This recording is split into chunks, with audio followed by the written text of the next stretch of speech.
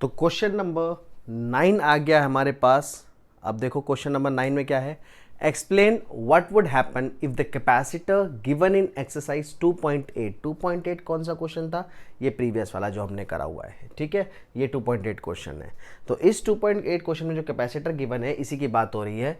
अ 3 millimetre thick mica sheet, ये देखो 3 millimetre thick mica sheet जिसका डाइलेक्ट्रिक कांस्टेंट हमें 6 गिवन है, इसको इंसर्ट कर दिया है। मान लेते हैं देखो ये हमारे पास कैपेसिटर प्लेट थी पिछले क्वेश्चन में जो गिवन है, इस कैपेसिटर प्लेट के बीच में 3 मिलीमीटर थिक माइका शीट जिसका डाइलेक्ट्रिक कांस्टेंट 6 है, इसको इंसर्ट कर दिया है, ठीक है।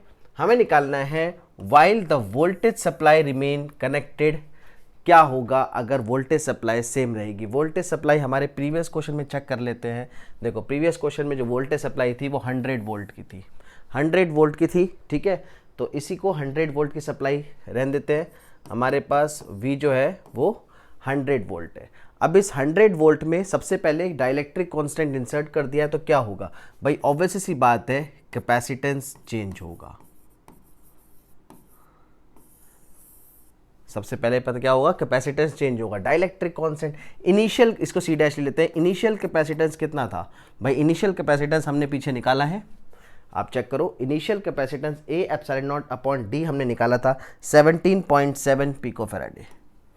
तो 17.7 पिकोफैराडे ले लेते हैं। तो अब कैपेसिटेंस कितना हो जाएगा, C dash is equal to K times C।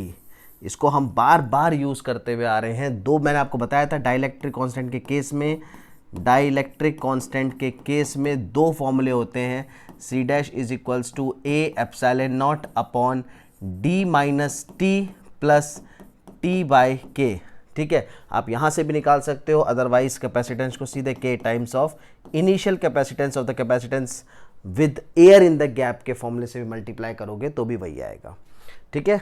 तो फिलहाल हम यहाँ पर ये वाला फॉर्मूला यूज़ कर रहे हैं, C dash is equals to K सी।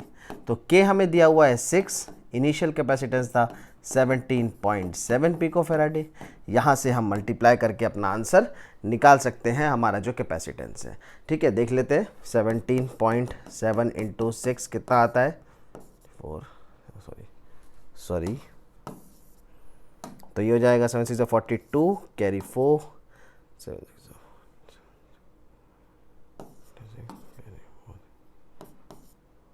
106, तो नियर अबाउट 106 पिकोफैराडे ले सकते हैं C डैश। तो न्यू कैपेसिटेंस जो आया हमारा वो 106 पिकोफैराडे आया है। सेकंड पार्ट देखते हैं क्या है। सेकंड पार्ट कह रहा है after the supply was disconnected. देखो सप्लाई अगर डिसकनेक्ट हो जाएगी तो जितना अमाउंट ऑफ चार्ज हमारा आया था पीछे, देखो ये जो हमने चार्ज निकाला है ना, Q is equals to 1.7 into 10⁻⁹ coulomb, ये चार्ज कांस्टेंट हो जाएगा।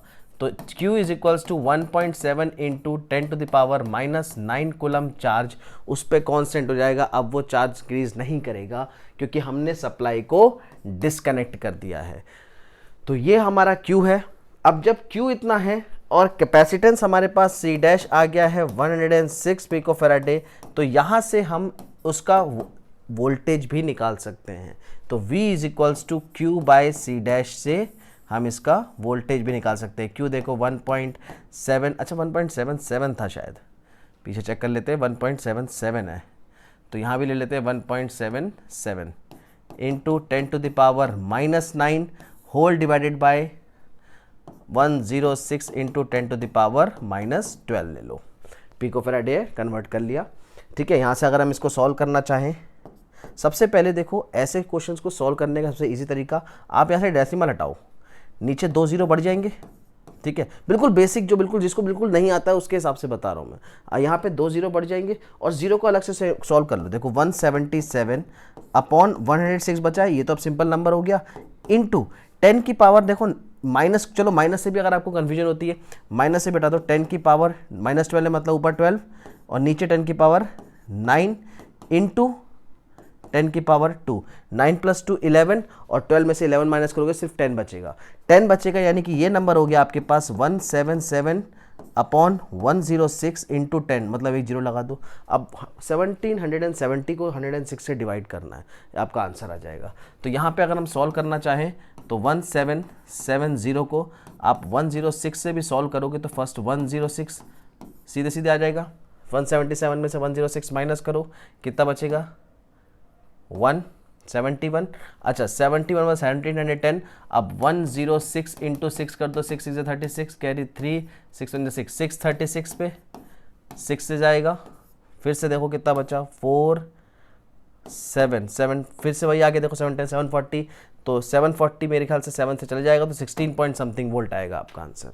तो ये आ जाएगा लगभग 16.6 या 16.7 वोल्ट आपका आंसर आ जाएगा।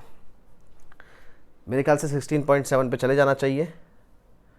7 6 42, कैरी 4, 7 7, नहीं 742 पे जा रहा है, 16.6 पे ही रहने दो। तो ये 16.6 पे ही आपका आंसर आ जाएगा। तो ये वोल्ट आ गया आपका आंसर। ठीक है, तो this was question number 9। Next में क्लास में हम क्वेश्चन नंबर 10 करेंगे।